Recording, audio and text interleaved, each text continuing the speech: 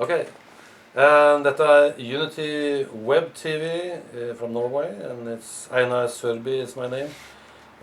Today we have for interview Paul Morton from England. He is a specialist in Kinesiologi. He calls it Inner Dialogue Kinesiology. Kinesiology. Yeah, something like that. Yeah, and he has 20 years of experience. He has been 8 years as a monk in India, so I think he has lots of things to tell us from a long experience. And I'm really interested in, if we start up with the Kinesiology. Yes. Yes. So I think lots of people know that it's body talk. Yes. The body tells us different things about ourselves, and it never lies. Yes. Can you tell me how does that really work? It's based on feedback. Kinesiology is all about feedback. And the significant thing about kinesiology is where you're getting your feedback from. What is the source of the feedback? Okay. The idea within the dialogue is that we are dialoguing with what we call noble essence, what in the New Age has become known as the higher nature or the higher self. So that is the ultimate source of our wisdom. It's the ultimate source of our truth. And to dialogue with, you might say, our highest wisdom, our inner truth, we need to use a specific language in combination with the kinesiology. Okay. Yeah? So we use a very ancient language. This language is called Mudras. That's from India, isn't it? Originally it's from India, yeah. Tibet also.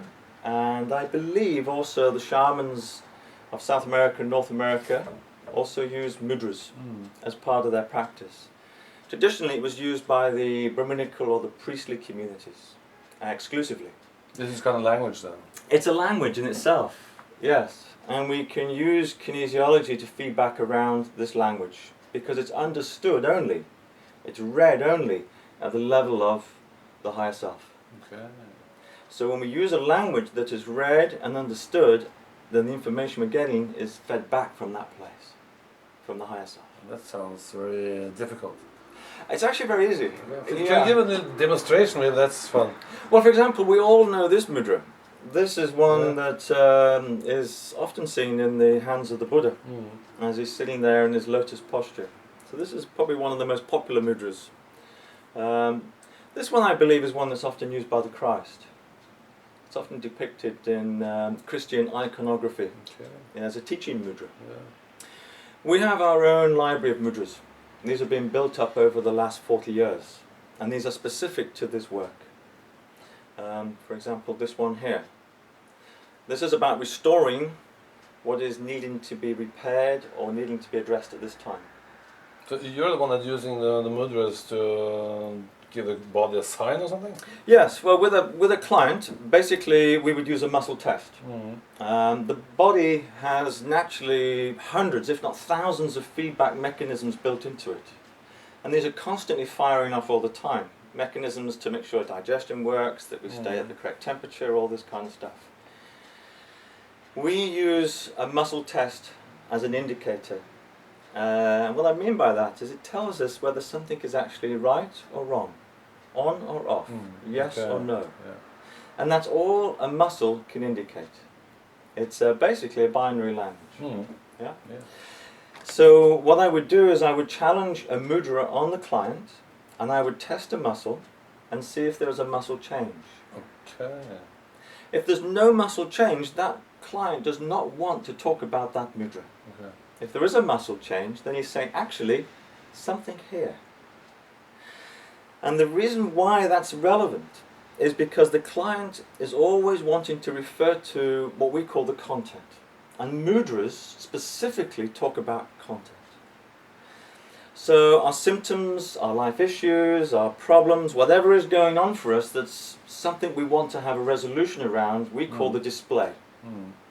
Like your computer system here, the monitor is the display of the content of the hard drive on the computer. Yes. Yeah, it's displaying the information. Yeah. So the muscle is displaying. If you ask me what kind of things I'm allergic against, you have to ask direct question and direct milk then the body will say yes or no or something. Yes, except we don't use English language. In the example you're giving, we would actually use milk. Okay. We would have some milk and we would put it on the client and we would test milk. Okay. Yeah, or a sample. Yeah. Where does the mudras come in there? We wouldn't use mudras in that context. Okay. That's a different style of kinesiology. And that's not really about what we call inner dialogue. Inner dialogue really is like what we're having here, but at an inner level. So we're talking, as you might say, using the English language, mind to mind. Okay. But the mind, for most of us, is trying to figure out the nature of reality. It's trying to understand, what is my problem? How can I solve this problem? How can I find peace and resolution? There is a part of us that always knows. There's a part of us that actually knows the truth of every problem, every symptom, and every issue we have in our life. But the mind thinks it knows. The mind thinks it's clever. Yeah. But quite often it's the part of us that tricks us. It's the part that misleads us. Yes. Yeah. It's the part that takes us down what we call blind alleys in English. Yes. Yeah. And there's another part which is much more revelatory, you might say, that actually knows the truth. But as I said at the beginning, we have to know the language of the soul. And we can't use English, because English is a construct of the mind. It's created by our thinking. Yeah. So when we're using language, we're locked into our thoughts and our thinking and our mental constructs. To get to the soul level, we have to drop beneath this. And that's where the mudras come in, because they are read only at that level. And the muscle testing will respond from what is read at that level. Okay. Yeah?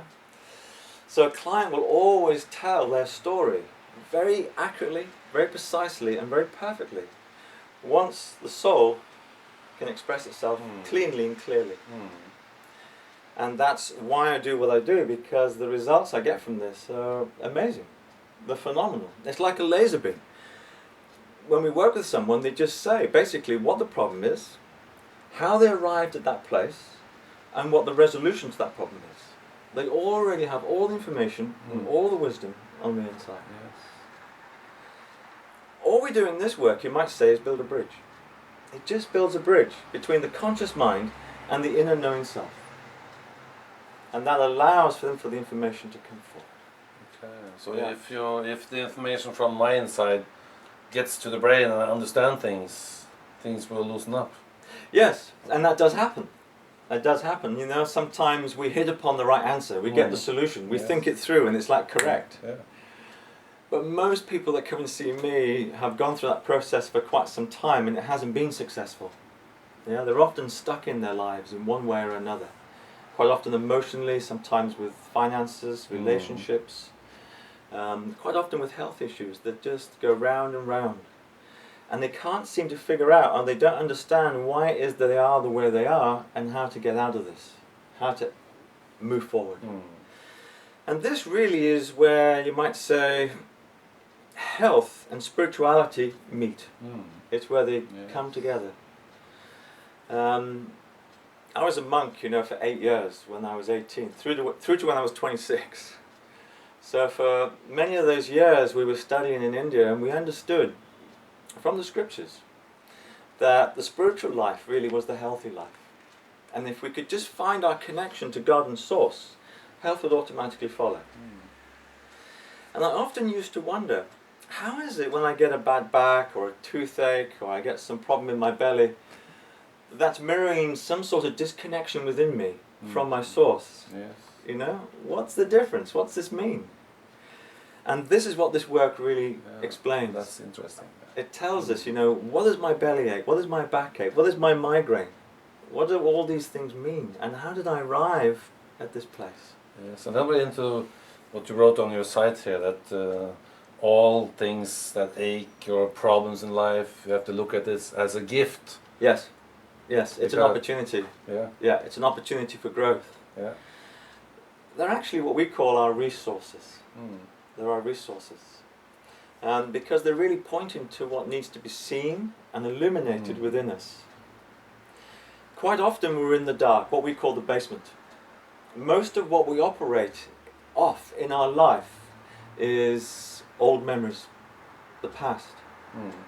quite often things that we find difficult, hurtful or painful, and therefore we place them into what we call the basement or the subconscious.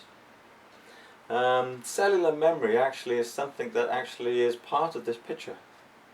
And basically all this exists, you might say, within all of us as a super vibration. So all this vibration. These vibrations then rise up into our feelings, and from time to time we feel a certain way. These vibrations then move even further and they become manifest into physical reality as a condition, as a problem, as an issue. Yeah. But they all really start out in life, you might say, in our subconscious, in our basements. And for the most part, the lights are off. They're in the dark. So a big part of this work is what we call illumination. It's going into the basement and switching on the light. Yeah. You see? Good picture. Yeah. Yeah. But just jump a little bit. I liked the results. When you illuminate, you see the problem, you can help the patient look at the problem and get a solution to it. Yes. And then you get more energy. Yes. And Yes. that's the one of the things I like. When you get more energy, you get your own power back. Absolutely. More and more. Yeah. But it comes from, we would say, reclaiming your authority. Okay. Yeah. Because we all have our own authority when it comes to our healing.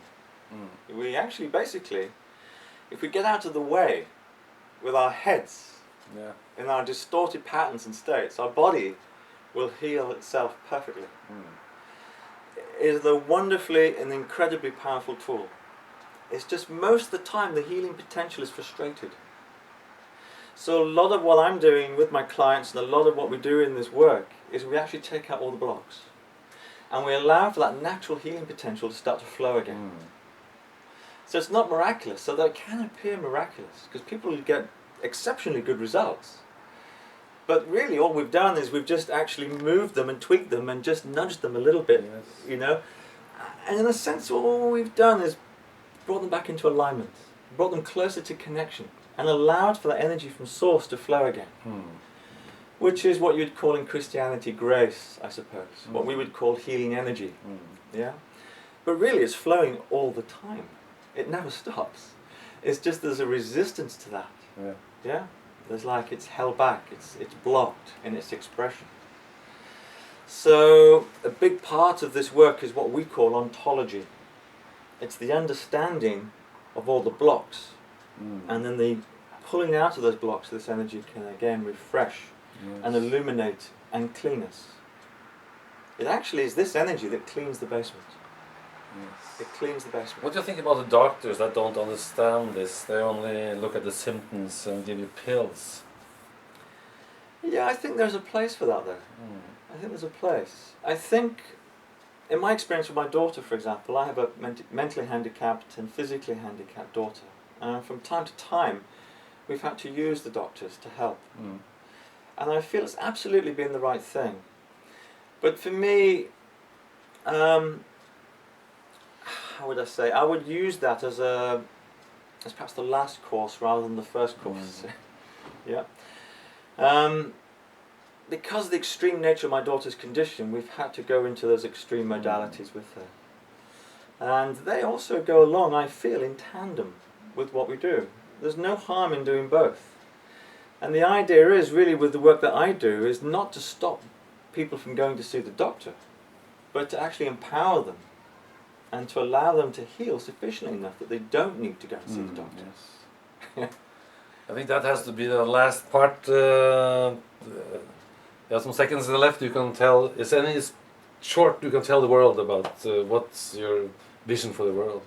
My vision for the world? Well, I feel we're all collectively and individually moving through an incredible time. Yeah. And I think at this particular time there are some special tools on this planet to help us and facilitate us in our growth and expansion.